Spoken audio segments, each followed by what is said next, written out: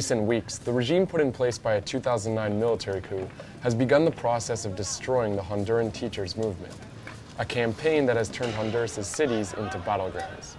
Opponents are calling it an example of what author Naomi Klein famously labeled the shock doctrine. The exploitation of crisis and shock has very consciously been used by radical free marketeers. And I start the book quoting Milton Friedman, where something he wrote in 1982, only a crisis, real or perceived, produces real change. And he was admitting that his ideas, his vision of a radical privatized world couldn't be imposed in the absence of a crisis. Honduran sociologist David Vivar explains how it's being applied in Honduras. The teachers in Honduras are one of the only, or of the few sectors that have achieved a decent living. By this I mean they have decent housing, they can send their kids to college, they have healthy food, etc. Since the coup, that livelihood has been, well, heavily attacked. $100 million was robbed from their pension fund and hasn't been returned. Last September, Pepe Lobo went to New Orleans in order to study the charter school's system design, and he brought it back to Honduras, and that's what he's giving us now. The transformation of New Orleans' public school system is one example employed by Naomi Klein in the shock doctrine. Now, one of the people who saw opportunity in the floodwaters of New Orleans was Milton Friedman. He said, New Orleans schools are in ruins. The teachers, families, parents are scattered throughout the country. This is a tragedy, he wrote. It is also an opportunity. Then he proceeded to explain that this was the moment to transform New Orleans' education system into a charter school system, which means public money going to private schools, many of them run for profit. They busted the teachers' union completely. They fired 4,700 teachers. They don't have a contract anymore. This was the opportunity. During their September visit to New Orleans, Pepe Lobo's assistant, Mayra Pineda, was quoted by the student newspaper, the Tulane Hullabaloo, as saying, quote, "We've had a huge problem with teachers' unions. Charter schools are certainly one option to try to solve the union situation." Just 2 weeks after meeting with New Orleans authorities, Lobo signed an agreement with the International Monetary Fund. In exchange for a $200 million loan, he promised to cut the country's education budget. A little over 3 weeks after that, the regime cut the teachers' salaries, while announcing increases for the budgets of both the military and the police. 1 month later, an IMF evaluation declared things were, quote, broadly in line with expectations. When you see these institutions talk about development and targeting the only working class that ever truly developed. In December 28, during the teacher vacations, Lobo suspended the Estatuto del Docente, which is the teachers' bills of right, which allows them to strike. Then in March, the regime passed a law moving control of the education system to the municipalities, and the teachers went on strike again. Lobo declared the strike illegal. Many teachers took to the streets anyways, occupying institutions, roads, and highways throughout the country. Freddy Safala is one of the teachers who organized a highway blockade outside the town of Jutiapa on Honduras' north coast. He put the regime's attack on the teachers in the context of the broader repression since the 2009 coup. Es el seguimiento del golpe de Estado. Aquí hay un irrespeto a los derechos humanos que es, cada día lo vemos en las calles, muertos, jóvenes asesinados, maestros golpeados, maestros baleados, y esta situación ya no la soportamos como docentes. In the capital of Tegucigalpa, the teachers occupied the National Institute in charge of their pension fund in order to demand their $100 million be returned. Jaime González is the president of one of the teachers' unions that led the occupation. El sistema de educación pública se encuentra totalmente colapsado, abandonado, porque esta gente que está en el poder lo que está haciendo es desviando todos los recursos para las fuerzas de seguridad, para la policía, además que una increíble corrupción. The regime has been running television ads saying that the law isn't about privatization, but about involving all sectors in the management of education. Con la Ley de Fortalecimiento a la Educación Pública y a la Participación Ciudadana ganamos todos, padres, maestros, escuelas y sobre todo los niños. Este documento final mantiene el espíritu original de no privatizar y no municipalizar la educación pública. Beatriz Valle, former ambassador to Canada under the overthrown Zelaya regime, believes that they are destined towards privatization.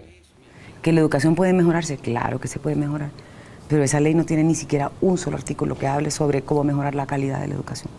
Entonces no engañamos a nadie. Lo que quieren es provocar la crisis, el pleito. Cuando fracase el sistema, surgirán naturalmente las empresas privadas que querrán suplir esa necesidad que va a haber en la sociedad, porque los padres quieren que sus hijos se eduquen. La mayoría de la gente en Honduras no va a poder pagar, porque no tenemos cómo. Valle also stressed the significance of the stealing of the teachers' pensions. Quitarle la jubilación a una persona es un atentado gravísimo contra la humanidad de una persona, es una violación de los derechos fundamentales de cualquier persona en cualquier sociedad. No veo por qué no pueden salir a la calle a protestar. Les roban su dinero y además no pueden protestar porque los acusan de delincuentes, los reprimen, los matan. Police and military were employed to remove the teachers from the Pension Institute by force. School principal Ilse Velázquez was killed during the attack. This security video shows her being run over by a TV truck in the chaos. Her daughters, also teachers, say she was hit in the head with a tear gas canister before falling under the truck.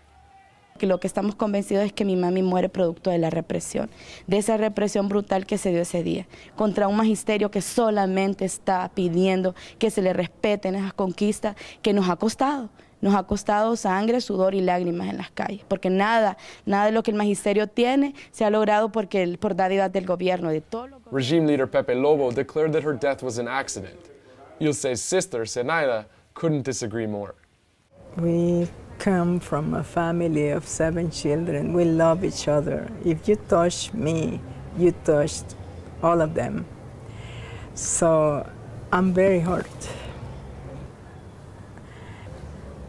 My heart is broken.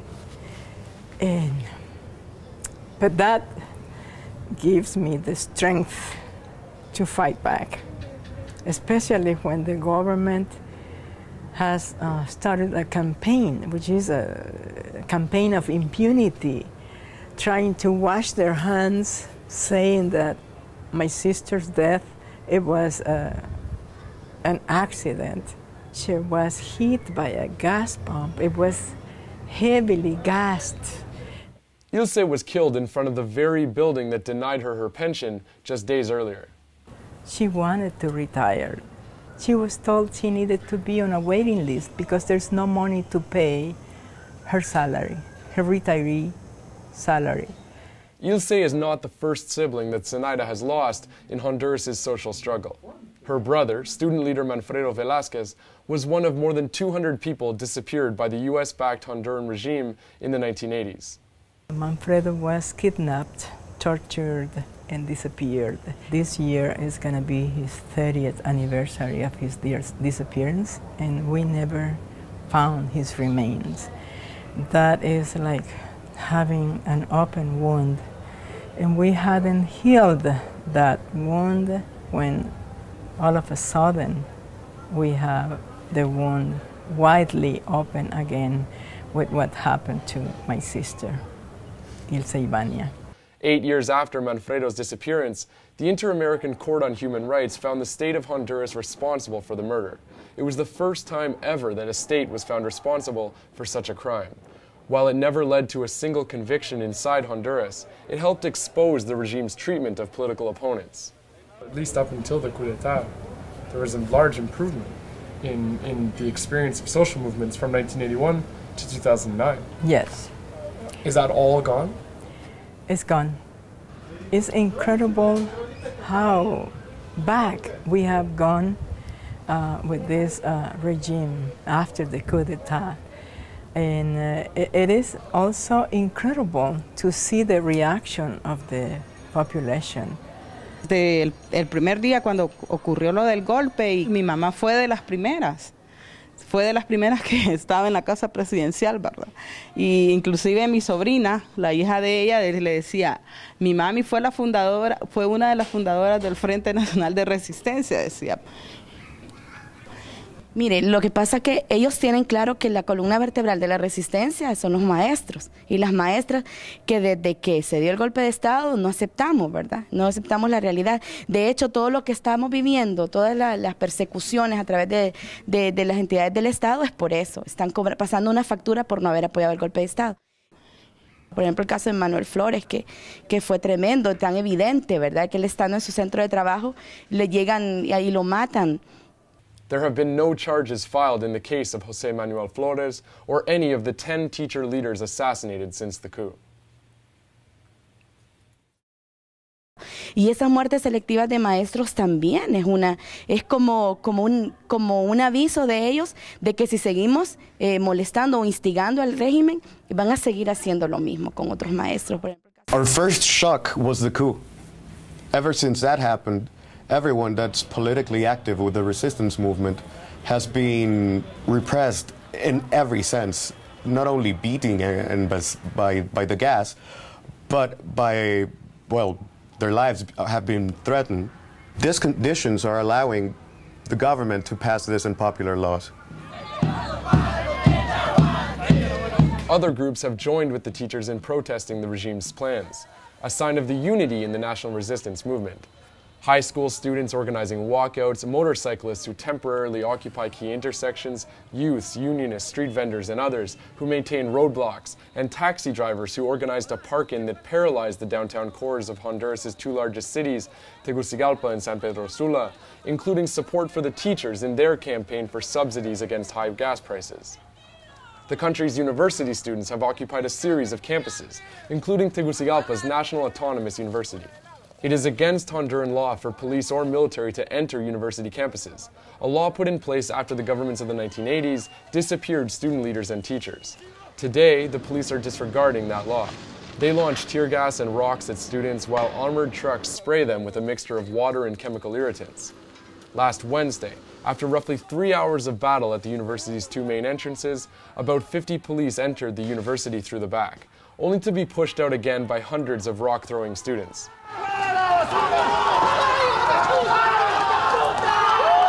Daniel Moya is a leader of the student group Through. He says that the government's plan to pass its responsibility for education onto the municipalities has been seen before. Que en Honduras municipalización no es otra cosa que privatización, ya lo han hecho pues, o sea, en San Pedro Sula lo brindaba el servicio del agua a una empresa estatal que era el Servicio Nacional de Acueductos y Alcantarillado, que por ser una empresa estatal no trabajaba mucho en cuanto a rentabilidad, pero sí aseguraba el servicio de agua potable a la mayor parte de los ciudadanos, que nos parece que eso es un derecho esencial y un derecho humano, pues. Entonces, ¿qué sucede? Esta gente vino, quitó el agua del Sana y se la dieron a la alcaldía, la municipalizaron. La alcaldía lo primero que hizo fue, dijo, no, yo no puedo con esto, y creó una empresa que se llama Aguas de San Pedro, que era capital privado, y ahora el problema es que ya no toda la ciudadanía pues tiene acceso al agua potable, porque estas empresas obviamente trabajan por rentabilidad. Si no les es rentable llevar agua hasta X colonia, pues poco importa si esta gente se muere de sed o no, igual no se puede llevar, pues. The regime has also stepped up attacks on journalists receptive to the cause of the teachers. Cholusat Sur is one of the two major TV stations sympathetic to the resistance movement. They have been threatened or shut down on numerous occasions since the coup. While covering the teachers' strike, Cholusat reporter Lydia Diaz was surrounded by police. When they pulled on her microphone, she told them to leave her alone. They then set off a tear gas canister at her feet. No te equivoques, yo no soy maestra.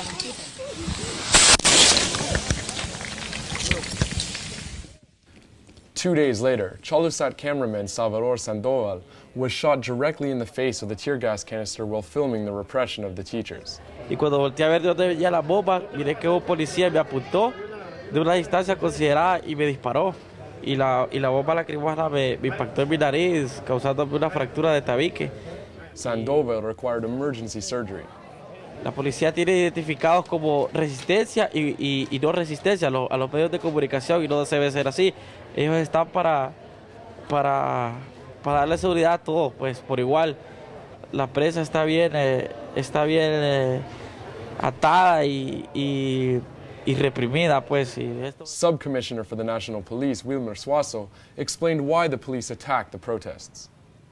Estamos procurando sobre todo la seguridad de los peatones, de las personas que conducen, así como también de los miembros de la Policía Nacional y los miembros de las Fuerzas Armadas que están tratando de hacer un desalojo. The regime has tried to convince the people that the teachers are thugs and, well, criminal. Once you accept the unions are the enemy, you're willing to accept that the organizations can be destroyed. In August, just before Lobo left for New Orleans, an undercover agent of his presidential guard was discovered infiltrating one of the teachers' assemblies. Sí, Lobo trabaja en la Guardia de Honor de Presidencial, ahí está listo. Ahí trabaja. ¿Cuántos más andan ustedes? Nosotros. ¿Cuántos? Dos de...